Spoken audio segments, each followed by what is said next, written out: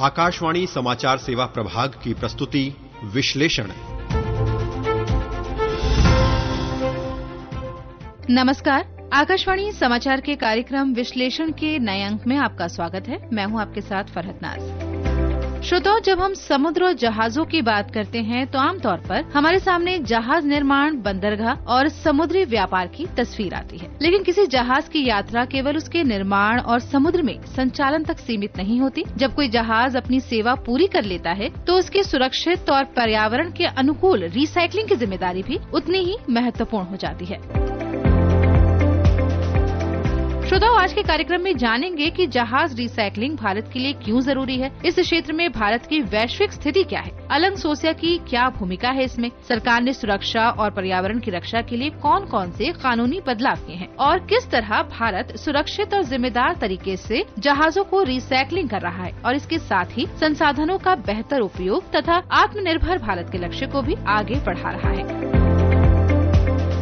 श्रोताओं, सबसे पहले एक आसान सवाल, आखिर जहाज रिसाइकलिंग इतना महत्वपूर्ण क्यों है? एक पुराने जहाज को केवल कबाड़ समझकर खत्म कर देना इसका पूरा समाधान नहीं है। एक जहाज में बड़ी मात्रा में स्टील, धातु और दूसरी उपयोगी सामग्री होती है। अगर इन्हें सुरक्षित तरीके से निकाला जाए और दोबारा इस्तेमाल किया जाए तो ये संसाधन फिर से अर्थव्यवस्था का हिस्सा बन सकते हैं। और यही कारण है कि आज जहाज रिसाइकलिंग को केवल पुराने जहाजों को खत्म करने के काम में नहीं देखा जाता। ये संसाधनों के बेहतर इस्तेमाल, पर्यावरण संरक्षण और सामग्री को दोबारा उपयोग में लाने वाली अर्थव्यवस्था का महत्वपूर्ण हिस्सा बन गई है।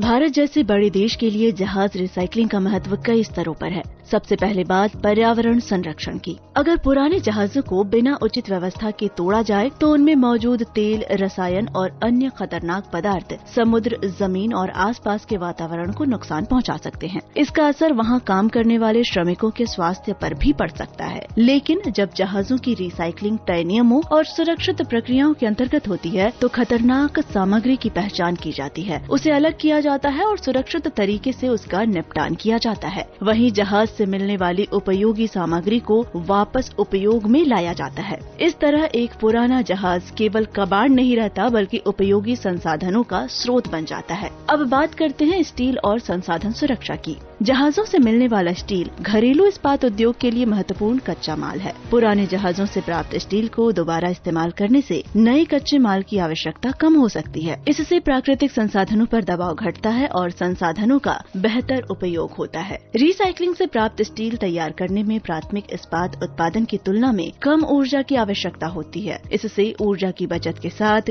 कार्बन उत्सर्जन को कम करने में भी मदद मिल सकती है। यानी एक पुराने जहाज से निकला स्टील फिर किसी नए औद्योगिक काम में इस्तेमाल हो सकता है। यही चक्रीय अर्थव्यवस्था की मूल सोच है। जो सामग्री उपयोग के बाद बच जाती है उसे बेकार मानने के बजाय फिर से उत्पादन और अर्थव्यवस्था में उपयोग करना। अब इसका एक और महत्वपूर्ण पहलू है रोजगार और स्थानीय अर्थव्यवस्था। जहाज रिसाइकलिंग केवल यार्ड में जहाजों को तोड़ने तक सीमित नहीं है। इससे परिवहन, स्टील री रोलिंग मिल, उपकरणों की आपूर्ति, अपशिष्ट प्रबंधन और दूसरी कई गतिविधियां जुड़ी होती है। इससे स्थानीय स्तर पर रोजगार और कारोबार के अवसर सृजित होते हैं। इसलिए जहाज रिसाइकलिंग एक ऐसा क्षेत्र है जिसमें पर्यावरण संरक्षण के साथ उद्योग, रोजगार और स्थानीय अर्थव्यवस्था को भी बढ़ावा मिलता है। और अब बात उस स्थान की जिसने भारत को इस क्षेत्र में वैश्विक पहचान दिलाने में बड़ी भूमिका निभाई है, गुजरात का अलंग सोसिया। अलंग सोसिया को दुनिया के सबसे बड़े जहाज रिसाइकलिंग केंद्रों में गिना जाता है। भारत की जहाज रिसाइकलिंग गतिविधियों का लगभग 98% हिस्सा इसी क्लस्टर से जुड़ा है। इसकी वार्षिक रिसाइकलिंग क्षमता लगभग 60 टन है। यहाँ जहाजों से प्राप्त स्टील को दोबारा इस्तेमाल करने की पूरी व्यवस्था विकसित हुई है। रिसाइकलिंग यार्डों के साथ स्टील री रोलिंग मिल, परिवहन और अपशिष्ट प्रबंधन जैसी सुविधाएं भी इस व्यवस्था का हिस्सा है। हाल के वर्षों में अलंग सोसिया में बुनियादी सुविधाओं और सुरक्षा व्यवस्था का आधुनिकीकरण किया गया है। इस पूरी प्रक्रिया में सबसे महत्वपूर्ण है श्रमिकों की सुरक्षा।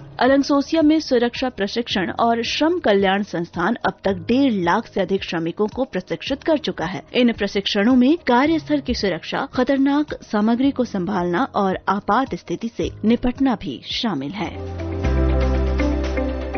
श्रोता, भारत की वैश्विक उपलब्धि पर भी एक नजर डाल लेते हैं। UNCTAD की नवीनतम रिपोर्ट के अनुसार वर्ष 2025 में भारत जहाज रिसाइकलिंग में दुनिया में पहले स्थान पर रहा। भारत ने मैरीटाइम इंडिया विजन 2030 के तहत दुनिया का अग्रणी जहाज रिसाइकलिंग राष्ट्र बनने का लक्ष्य निर्धारित समय से 5 वर्ष पहले हासिल किया और ये उपलब्धि बताती है कि भारत की क्षमता और वैश्विक प्रतिस्पर्धा दोनों बढ़ी हैं। श्रोता, अब सवाल ये है कि इस पूरे बदलाव को सुरक्षित और व्यवस्थित बनाने के लिए भारत ने आखिर क्या किया है। केवल बड़े यार्ड या आधुनिक मशीनें पर्याप्त नहीं होती हैं। जहाज रिसाइकलिंग के लिए स्पष्ट कानून, जिम्मेदारी तय करने वाली व्यवस्था, नियमित निरीक्षण और श्रमिकों तथा पर्यावरण की सुरक्षा के पुख्ता इंतजाम भी इसमें जरूरी हैं। और यही वजह है कि भारत ने पिछले कुछ वर्षों में इस क्षेत्र के कानूनी और संस्थागत ढांचे को मजबूत किया है। भारत में जहाज रिसाइकलिंग की कानूनी व्यवस्था के 3 प्रमुख आधार हैं। पहला है जहाज रिसाइकलिंग अधिनियम 2019। यह जहाज रिसाइकलिंग से जुड़ी गतिविधियों के लिए एक स्पष्ट कानूनी ढांचा देता है। इसके तहत यार्डों को अनुमति, जहाजों का प्रमाणन, निरीक्षण और नियमों का पालन सुनिश्चित करने की व्यवस्था की गई है। शिपिंग महानिदेशालय को राष्ट्रीय प्राधिकरण की महत्वपूर्ण जिम्मेदारी दी गई है। दूसरा है जहाज रिसाइकलिंग नियमावली 2021। इसमें रिसाइकलिंग सुविधाओं के संचालन, जहाज रिसाइकलिंग योजना, खतरनाक सामग्री के प्रबंधन, श्रमिकों की सुरक्षा, प्रशिक्षण और रिपोर्टिंग से जुड़ी आवश्यकताएं निर्धारित की गई हैं। तीसरा है जहाज रिसाइकलिंग विनियम 2026। इनके माध्यम से परिचालन, सुरक्षा और पर्यावरण से जुड़े मानकों को और स्पष्ट तथा मजबूत किया गया है। इसका उद्देश्य सीधा है, रिसाइकलिंग का काम तय नियमों के अनुसार हो, श्रमिक सुरक्षित रहे और पर्यावरण को नुकसान न पहुंचे। भारत ने अपने नियमों को हांगकांग अंतर्राष्ट्रीय सम्मेलन यानी हांगकांग कन्वेंशन के अनुरूप बनाने पर भी जोर दिया है। यह जहाजों की सुरक्षित और पर्यावरण अनुकूल रिसाइकलिंग के लिए महत्वपूर्ण अंतर्राष्ट्रीय व्यवस्था है। यह 26 जून 2025 को लागू हुआ। भारत में जहाज रिसाइकलिंग यार्डों के आधुनिकीकरण के लिए 53.5 करोड़ रुपए की वित्तीय सहायता दी गई है। इससे 115 सुविधाओं को हांगकांग कन्वेंशन के मानकों को पूरा करने में मदद मिली है। ताओ सरकार ने पुराने जहाजों की सुरक्षित रिसाइकलिंग को प्रोत्साहित करने के साथ नए जहाजों के निर्माण को बढ़ावा देने की दिशा में भी कदम उठाया है।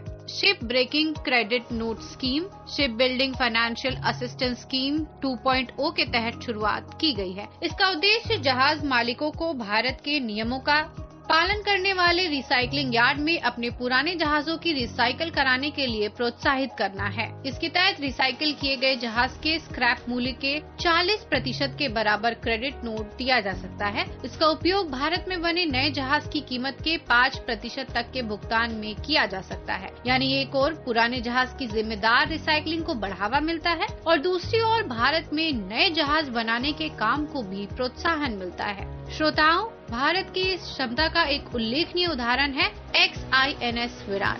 भारत नौसेना और रॉयल नेवी में कई दशकों तक सेवा देने के बाद इस विमान वाहक पोत को मार्च 2017 में सेवा मुक्त किया गया। सितंबर 2020 में यह रिसाइकलिंग के लिए गुजरात के अलंग पहुंचा। इतने बड़े और जटिल विमान वाहक पोत की रिसाइकलिंग भारत की तकनीकी क्षमता, श्रमिक सुरक्षा और पर्यावरण के प्रति जिम्मेदार दृष्टिकोण का उदाहरण है। श्रोताओं, अब अगर पूरे परिदृश्य को एक साथ देखें तो भारत में जहाज रिसाइकलिंग एक बड़े बदलाव के दौर से गुजर रही है। आज ये क्षेत्र केवल पुराने जहाजों को तोड़ने तक सीमित नहीं है। इसमें सुरक्षा, पर्यावरण संरक्षण, श्रमिक कल्याण, आधुनिक तकनीक और अंतर्राष्ट्रीय मानकों का महत्व भी लगातार बढ़ रहा है। अलंग सोसिया भारत की सफलता की प्रमुख ताकत है, लेकिन इसके साथ मजबूत कानून, आधुनिक यार्ड, श्रमिक प्रशिक्षण और खतरनाक सामग्रियों के सुरक्षित प्रबंधन ने भी इस क्षेत्र को नई दिशा दी है। जहाजों से मिलने वाला स्टील हो या फिर दूसरी उपयोगी सामग्री दोबारा अर्थव्यवस्था में आती है। इससे संसाधनों की बचत होती है और चक्रीय अर्थव्यवस्था को बढ़ावा मिलता है। साथ ही इससे जुड़े उद्योगों में रोजगार और आर्थिक गतिविधियों के अवसर भी पैदा होते हैं। इस तरह जहाज रिसाइकलिंग पर्यावरण संरक्षण, संसाधन सुरक्षा, रोजगार और औद्योगिक विकास को एक साथ आगे बढ़ाने वाला क्षेत्र बन रहा है। भारत का लक्ष्य अब केवल जहाज रिसाइकलिंग में दुनिया में आगे रहना नहीं, बल्कि सुरक्षित, स्वच्छ और जिम्मेदार जहाज रिसाइकलिंग के लिए एक भरोसेमंद वैश्विक केंद्र भी बनना है। ये प्रयास आत्मनिर्भर भारत, चक्रीय अर्थव्यवस्था और विकसित भारत के संकल्प को समुद्री क्षेत्र में नई दिशा देने में महत्वपूर्ण भूमिका निभा सकता है। इसी के साथ कार्यक्रम विश्लेषण में आज के लिए बस इतना ही। इस कार्यक्रम को तैयार किया है हमारे सहयोगी उत्पल कुमार ने। प्रस्तुति सहायक हैं दानिश जैदी। आप सभी को मेरा नमस्कार।